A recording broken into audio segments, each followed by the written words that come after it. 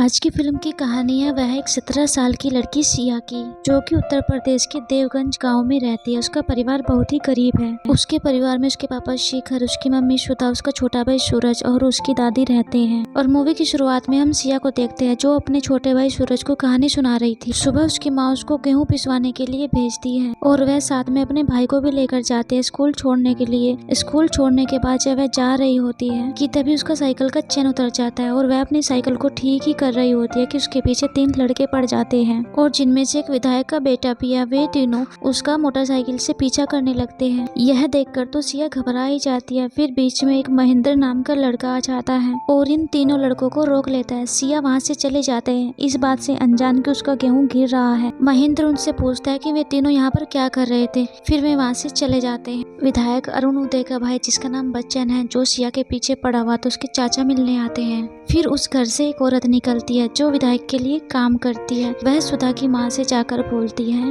कि विधायक जी पूरी कोशिश कर रहे हैं कि सिया की नौकरी लग जाए, लेकिन सुधा नहीं चाहती कि उसकी बेटी काम पर जाए क्योंकि उसकी बेटी की उम्र तो शादी की हो गई है। अब वह नौकरी करके क्या करेगी। सुधा अपने घर आती है और अपनी बेटी को डांट लगाती है क्योंकि वह गेहूं पिसवा कर नहीं आई और ऊपर से सारा गेहूं गिरा दिया। पार्टी की औरत सिया से पूछती है कि क्या तुम ठीक हो, जिस पर सिया चिल्लाकर कहते हैं कि आप घर से निकल जाइए, आप यहाँ पर आए क्यों हो। सिया अपनी जिंदगी से थक चुके हैं क्योंकि उसकी माँ चाहती है कि वह अब शादी कर ले और अब उसे इस गांव में रहना अच्छा नहीं लगता है। इसलिए वह महेंद्र के पास जाती है जो कि सिया के चाचा जगदीश के दोस्त है, जिसको वह मामा कहकर बुलाती है। वह अपने मामा महेंद्र से कहती है कि मुझे दिल्ली जाना है, मुझे कुछ पैसे दे दीजिए और मेरा टिकट कटवा दीजिए। इस पर महेंद्र उसको समझाता है कि तुम दिल्ली जाकर करोगे क्या, वहाँ पर नौकरी मिलना इतना आसान तो नहीं। महेंद्र जो दिल्ली में एक लॉयर का काम करते हैं, तुम्हारा दिल्ली जाना सही नहीं है, तुम यहीं रहो गाँव में और यहाँ के लड़कों से सावधान रहना। सिया का घर जाने का मन नहीं था, इसलिए वह नदी किनारे बैठकर टाइम पास करती है।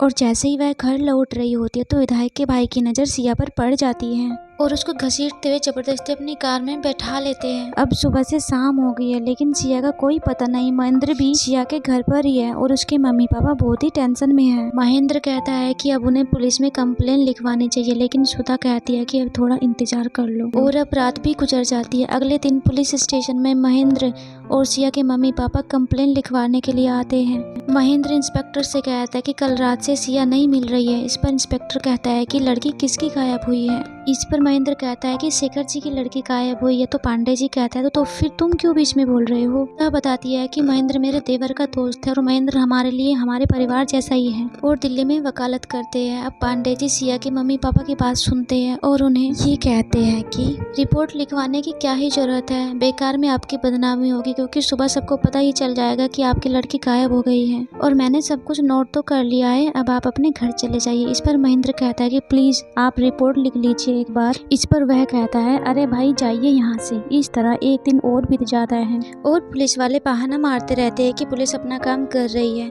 महेंद्र इस उम्मीद में बैठा हुआ होता है स्टेशन में कि कुछ न कुछ हो जाएगा, तभी वहाँ से उसका चप्पल भी चोरी हो जाता है। उसी रात महेंद्र सोशल मीडिया पर पोस्ट कर देता है कि उसके गाँव देवगंज से एक नाबालिग लड़की गायब हो गई है। अब सोशल मीडिया पर पोस्ट देखकर एक रिपोर्टर उसके घर तक पहुंच जाता है और कहता है कि स्टोरी में दम है और यह न्यूज में अपने पेपर में छपवा सकता हूं। और अगले दिन गांव के न्यूज़पेपर में ये खबर छप जाती है और विधायक अरुण अपने पार्टी में काम करने वाले अनिल को ये खबर दिखाता है और कहता है कि तुम्हारे रहते हुए यह खबर न्यूज़पेपर में कैसे छप गई। अरुण कहता है कि वह रात दिन मेहनत कर रहा है अपनी पार्टी की छवि सही करने के लिए और अब आगे इलेक्शन भी है और अगर ऐसा ही होता रहा तो वह विधायक ही नहीं रहेगा। फिर विधायक इंस्पेक्टर से मिलते और उन्हें कहते हैं कि जिनकी भी वजह से सिया गायब हुई है वो सब जेल में होने चाहिए। शाम होते होते गांव के बाहर एक पुराने घर में पुलिस देखने जाती है। उस घर से उन्हें 3 लड़के मिलते हैं जिनमें एक विधायक का भाई भी होता है। उन तीनों को अरेस्ट कर लिया जाता है और उन्हें उस घर में सिया भी मिलती है और वह भी बहुत ही बुरी हालत में। तीनों लड़कों को अरेस्ट करके पुलिस स्टेशन लाया जाता है और कुछ फीमेल ऑफिसर सिया को अंदर लेकर आती है और जबरदस्ती कुछ डॉक्यूमेंट्स पर उसके साइन भी लिए जाते हैं। और यहाँ पर हमें ये पता चलता है कि उन तीनों लड़कों ने सिया के साथ बहुत ही गंदा काम किया है। फिर उसे तुरंत पुलिस स्टेशन में फिजिकल एग्जामिनेशन के लिए लाया जाता है और फिर उसे नहला दिया जाता है। सुबह होते ही उसे मेडिकल चेकअप के लिए लाया जाता है। पुलिस सिया को लेकर कोर्ट पहुंचती है और परिवार वालों को भी सिया से मिलने नहीं दिया जाता है। फिर जज सिया की हालत देखकर पुलिस से कहती है कि ऐसा लगता है कि इस लड़की को नहला दिया गया है और जब लड़की रात में ही मिल गई थी तो रात ही उसका मेडिकल एग्जामिनेशन क्यों नहीं हुआ, जिस पर इंस्पेक्टर 10 बहाने बना देता है जिसको जज भी समझ रही होती है। और हमें पता चलता है कि सिया पिछले 6 दिन से गायब थी। उसको बयान लेने के लिए वहाँ पर बैठा दिया जाता है। जज उसकी हालत देखकर कहती है कि कोई इसको पानी पिलाओ और जैसे ही सिया पानी पीने के लिए अपने चेहरे से दुपट्टा हटाती है तो देखते है कि उसका पूरा ही चेहरा सूजा हुआ था। इस पर जज कहती है कि क्या तुम बयान देने की हालत में हो। इस पर सिया उसको बताती है कि कैसे बच्चन सिंह और दीपक तिवारी ने मिलकर उसके साथ जबरदस्ती की। वे गाड़ी में उसको पकड़कर ले जाते हैं और गाड़ी में उसके साथ गंदा काम किया जाता है। उसके सारे कपड़े उतार दिए जाते हैं, उसको बहुत मारा जाता है जिसके बाद वह बेहोश हो जाती है। उसके बाद सिया को याद नहीं उसके साथ क्या हुआ था और जब सिया को होश आता है तो वह खुद को बेड़ियों से बंधा हुआ पाती है और वह दर्द से चीखने लगती है। 3 दिन से सिया को कुछ भी खाने के लिए नहीं दिया गया था। तो वही हम घर के बाहर 5 लड़कों को देखते हैं जो आराम से खाना बनाकर खा रहे थे। रोज सिया के साथ 5 लड़के गंदा काम करते थे और उसको जान से मारने की धमकी देते थे और जिस रूम में सिया को बांध कर रखा गया था वहीं पर वो टॉयलेट भी करते थे। कमरे में बदबू होने के कारण एक लड़का अगले दिन रूम को धो देता है। फिर एक दिन सिया की हालत बहुत ही खराब हो गई थी, वह बहुत कमजोर हो गई थी क्योंकि उसको कुछ भी खाने के लिए नहीं दिया जा रहा था। यह सब बताने के बाद सिया बहुत ही रोने लगती है और कहती है कि मुझे मेरे परिवार के पास जाना है। फिर वह बाहर आकर अपने मम्मी पापा से मिलती है और घर आकर अपने छोटे भाई और दादी से मिलती है और वह अपने घर का अच्छा खाना भी खा रही होती है। रात को सिया अपने छोटे भाई को कहानी पढ़कर सुना रही होती है और अपनी जिंदगी को नॉर्मल तरीके से जीने की कोशिश करती है, लेकिन अब शायद ही वह नॉर्मल हो पाए। एक दिन वह अपनी मम्मी पापा से कहती है कि मुझे दिल्ली जाना है आंटी के पास और फिर अगली सुबह सिया अपने पापा के साथ दिल्ली के लिए निकल जाती है और वह रास्ते में अपने भाई के साथ बिताए हुए अच्छे पलों को याद करती है जब वह सूरज को साइकिल चलाना सिखा रही थी और आखिर में सिया अपने चाचा चाची के पास पहुंच जाती है। सिया की चाची उसके लिए एक नया ड्रेस लेकर आई है। सिया अपनी चाची के घर में खुश रहने की कोशिश करती है और एक दिन महेंद्र सिया से पूछता है कि तुम कहाँ तक पढ़ी हो और वह कहती है कि क्लास 6 तक। महेंद्र सिया से कहता है क्या तुम आगे नहीं पढ़ना चाहती हो। इस पर सिया सोचती है कि क्या वह ऐसे वकालत की किताबें पढ़ पाएगी। सिया अपनी कजन सिस्टर को स्कूल छोड़ने के लिए जाती है और घर में खाना बनाती है और खुद को नॉर्मल रखने की पूरी कोशिश करती है। और हमें देवगंज गांव में दिखाया जाता है उन लड़कों को जेल से छोड़ दिया जाता है। खबर सुनकर महेंद्र आंख बबूला हो जाता है और सोचने लगता है कि उनको डिस्ट्रिक्ट कोर्ट से बेल कैसे मिल सकती है और वह लड़की तो माइनर थी, उन सब के ऊपर पोक्सो एक्ट लगना चाहिए था। महेंद्र केस को आगे तो बढ़ाना चाहता है लेकिन सिया के पापा और चाचा नहीं चाहते हैं कि वह केस आगे बढ़ाए। यह बात सिया को भी पता चलती है और वह उदास हो जाती है कि सारे दोषी आजाद हो गए हैं। और उस रात जब वह सो रही होती है वह याद करती है कि उसके साथ क्या हुआ था। वह सब सोचकर वह बहुत ही घबरा जाती है, डर जाती है। फिर उसकी चाची उसको समझाती है, उसको हौसला देती है। अगली सुबह सिया के चाचा को अरुण विधायक का फोन आता है और वह सिया के चाचा को समझाते हैं और उनसे मीठी मीठी बातें करते हैं और कहते हैं कि सिया तो मेरी बेटी जैसी है। यह सब सुनकर सिया को खून खोल रहा होता है और बाकी सभी उस विधायक की बात सुन रहे होते हैं। वह विधायक कहते हैं कि उन लड़कों से जो होना था वह हो गया है, वह तो मेरे परिवार जैसे है, इस बात को जाने दो और अब सिया की शादी के बारे में सोचो। जो भी खर्च आएगा वो मैं उठा लूंगा, फालतू में इस केस को बढ़ाने की जरूरत नहीं है। और वह विधायक कहते हैं कि वही बच्चन सिंह जिसने सिया के साथ गलत काम किया था उसी के साथ उसकी शादी करा देनी चाहिए। यह सुनकर सिया घबराकर रोने लगती है। इस पर उसकी चाची उसे संभालती है और कहती है कि यह सब नहीं होने देगी। अगली सुबह सिया के चाचा कह रहे होते हैं कि हमारे पास कोई और चारा भी तो नहीं है और सिया से शादी भी कौन करेगा। अगर वह बच्चन से शादी कर लेगी तो सबका मुंह बंद हो जाएगा।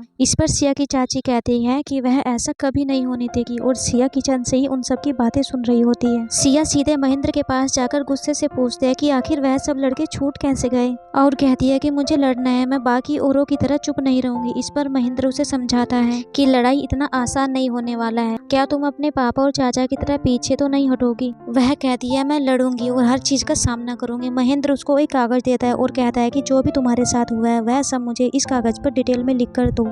अगली सुबह सिया महेंद्र और अपने पापा के साथ देवगंज के लिए जा रही होती है। पर बैठा महेंद्र सिया का लिखा हुआ कागज पढ़ता है। इसके बाद वे दोनों कोर्ट जाते हैं और केस फाइल के लिए जितना भी डॉक्यूमेंट का कार्य होता है वह सब पूरा करते हैं। उधर विधायक के गुंडे शेखर को उठाकर ले जाते हैं और उसको बहुत बुरी तरह मारते हैं और अधमरा करके उसको वहीं पर छोड़ देते हैं। जिसके बाद कुछ पुलिस वाले आकर उसको वहाँ से उठाकर ले जाते हैं और जबरदस्ती कुछ कागजों पर अंगूठा लगवा लेते हैं। जिसके बाद हमें एक न्यूज चैनल में दिखाया जाता है कि सिया के पापा को जख्मी हालत में हॉस्पिटल लाया जाता है और हमें एक वीडियो दिखाया जाता है जिसमें वे कह रहे होते कि विधायक और उनके छोटे भाई ने मिलकर मुझे बहुत मारा है। उस रात सिया, उसकी मम्मी, उसके चाचा, उसकी चाची और महेंद्र हॉस्पिटल जा रहे होते हैं शेखर से मिलने के लिए, लेकिन उनको वे वीरान जगह लेकर आते हैं और देखते हैं शेखर मर चुके हैं और उसकी चिता जल रही है। यह देखकर पूरा परिवार रोने लगता है। महेंद्र वीडियो बनाने लगता है और कहता है कि बॉडी को अवैध तरीके से जला दिया गया और पूरे परिवार को टॉर्चर किया जा रहा है। अब इस केस को सभी न्यूज चैनल कवर कर रहे थे और इसलिए वह वीडियो भी वायरल हो जाता है जो महेंद्र ने बनाया था शेखर की डेड बॉडी को जलाते हुए। और यह वीडियो विधायक भी देखते हैं और एक प्रेस कॉन्फ्रेंस रखते हैं जहां पर मीडिया यही सवाल उठाते पूछते हैं कि इन सब में आपके छोटे भाई अनिल का हाथ है। इस सब को नकारते हुए विधायक कहते हैं कि यह बस अफवाह है और यह जो भी कुछ हुआ है इसमें विधायक का कोई लेना देना नहीं। लेकिन उनमें से एक रिपोर्टर को पता चलता है कि यह सारा इन्वेस्टिगेशन सीबीआई को सौंप दिया गया है।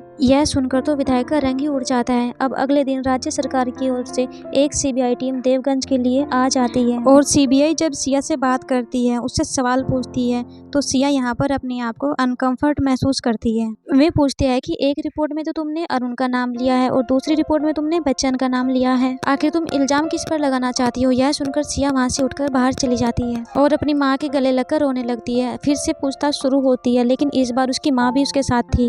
वह कहती है कि 4 फरवरी को रात 9 बजे विधायक उसको नौकरी का बहाना देकर उसको घर बुलाता है और वहीं पर उसके साथ गंदा काम करता है और फिर उनकी पार्टी की औरत उनके घर पर आती है तो सिया उसके साथ बदतमीजी से बात करती है और उस पर चिल्लाती है, उसको घर से भगा देती है। फिर अगले दिन उसको बच्चन और उसके साथी उठाकर ले जाते हैं और पांचों मिलकर उसके साथ गंदा काम करते हैं और उसको बहुत टॉर्चर करते हैं। आखिर में पुलिस उसको ढूंढ लेती है और वह पुलिस ऑफिसर उसको समझाती है यही कि जो भी तेरे साथ हुआ है उसको भूल जाओ और इसमें विधायक का नाम सामने नहीं आना चाहिए। एक बार अपने और अपने परिवार के बारे में जरूर सोचना, आगे चलकर उनको कितनी परेशानी होगी, यह बात सोचकर ही आगे का बयान देना। लेकिन सिया कोर्ट में खुलकर बयान देती है, इसलिए उसके पिता को मार दिया गया। सिया की ये बातें सुनकर वह सीबीआई ऑफिसर भी दंग रह जाता है और कहता है कि वह इस केस को फिर से रिक्रिएट करेगा। इस पर वह महेंद्र से भी कहता है कि तुम तो लॉयर हो, तुम्हें तो अच्छे से केस फाइल करना था। इस पर महेंद्र कहता है कि सर मैंने बहुत कोशिश की लेकिन उन्होंने मेरी एक भी बात नहीं मानी। क्रियाक्रम होने के बाद सिया के चाचा सिया के पापा की राख को पानी में बहा देते हैं और तभी उन पर गन फायरिंग होने लगती है। किसी तरह वे सब नीचे झुककर अपनी जान बचाते हैं और जब सब शांत हो जाता है तो वे अपने घर आ जाते हैं। इस पर महेंद्र अपनी माँ से कहता है कि कुछ दिन के लिए तुम अपने भाई के घर पर चले जाओ, यहाँ पर रहना खतरनाक हो सकता है। और अब बच्चन को अरेस्ट कर लिया जाता है। फिर उसी रात महेंद्र के पास अरुण का कॉल आता है। वह कहता है कि जो हाल शेखर का हुआ है वही हाल हम तुम्हारा भी करेंगे। अरुण उदय जो कि एक विधायक है। और अगली सुबह पुलिस आकर सिया के चाचा को उठाकर ले जाती है और इधर महेंद्र विधायक के कॉल रिकॉर्डिंग्स आकर सीबीआई को सुना देता है जिसमें वह महेंद्र के परिवार को मारने की धमकी दे रहा था। फिर सीबीआई विधायक को उठाकर पूछताछ के लिए अपने ऑफिस ले आती है, लेकिन विधायक के बहुत सारे समर्थक पहुंच जाते हैं और हंगामा करने लगते हैं। विधायक सबको शांत करता है और अंदर जाकर सीबीआई को अपना बयान देता है, लेकिन सीबीआई ऑफिसर उसको एक कागज दिखाता है जिसमें लिखा होता है कि वह विधायक को 14 दिन के लिए अपने पास रखेंगे। यह सब सुनकर तो विधायक अरुण उदय का पसीना छूटने लगता है और उसका वकील अकेला पुलिस स्टेशन से बाहर आता है और इसका खामियाजा महेंद्र को भुगतना पड़ता है क्योंकि उसके पार्टी के आदमी उसके घर में आग लगा गए थे। अब अपने घर को जलता देख उसके पास रोने के अलावा कोई और चारा ही नहीं था, लेकिन अभी भी वह हिम्मत नहीं हारता। वह सिया के साथ डटकर खड़ा है और फिर सीबीआई ऑफिसर के सामने पूरा सीन रिक्रिएट किया जाता है और फिर सिया पूरे डिटेल में बताती है कि उसके साथ क्या हुआ था, कैसे कैसे हुआ था। फोरेंसिक टीम विधायक के कमरे में पहुंच जाती है जहाँ पर उसने सिया के साथ गंदा काम किया था। अगले दिन महेंद्र, सिया, उसकी मम्मी और चाची कोर्ट जाने के लिए निकलते हैं। अब सिया की चाची बहुत डरी हुई है क्योंकि उसको लगता है कि विधायक के आदमी उसके पति को भी ना मार दे। तभी एक ट्रक आकर उनकी गाड़ी को ठोक देता है और गाड़ी पलट जाती है और रात में जब पुलिस वाले उनके पास पहुंचते हैं तो उनको बाहर से ही दिखता है कि गाड़ी में सिर्फ सिया ही जिंदा बची है और पूरी गाड़ी खून से लथपथ है। महेंद्र, सिया की मम्मी और उसकी चाची तीनों ही मर गए थे और सिया को तुरंत अस्पताल ले जाया जाता है जहाँ पर उसकी हालत गंभीर बताई जा रही थी। और एक न्यूज चैनल से हमें पता चलता है कि कई दिन गुजर गए हैं और सिया अभी भी कोमा में है और सीबीआई जांच जारी है। सिया की हालत अभी भी बहुत नाजुक है और उसका छोटा भाई उसके पास ही बैठा होता है और मूवी के लास्ट सीन में हम सिया को उसका पैर हिलाते हुए देखते हैं, यानी कि सिया अब कोमा से बाहर आ गई है और वह लड़ना जारी रखेगी, भले ही उसका सबसे बड़ा सारथी महेंद्र इस दुनिया में नहीं है। और यहीं पर मूवी का एंड हो जाता है। यह कहानी एक सच्ची घटना पर आधारित है, जो कि उत्तर प्रदेश राज्य के उन्नाव शहर से है। इस मूवी को देखकर ही रूह कांप जाती है, तो सोचिए उस लड़की का क्या रहा होगा जिसके साथ यह सब हुआ। ऐसी घटनाएं अब आम सी हो गई है। हमारी बेटियां अब अपने घर में भी सुरक्षित नहीं है। कुछ बहादुर होती है जो सबसे लड़ जाती है और कुछ को लोक लाज के डर से उनको घर में ही दबा दिया जाता है। हमें बचपन से ही बच्चों को अच्छी बातें सिखानी चाहिए, ताकि आगे चलकर वो किसी भी आपराधिक घटना को अंजाम ना दे सके। अपने से बड़ों का सम्मान करे और छोटों को प्यार दे और अपना व्यवहार ऐसा बनाए रखे कि हर महिला आपके साथ सुरक्षित महसूस करे। Thank you for watching. Good bye.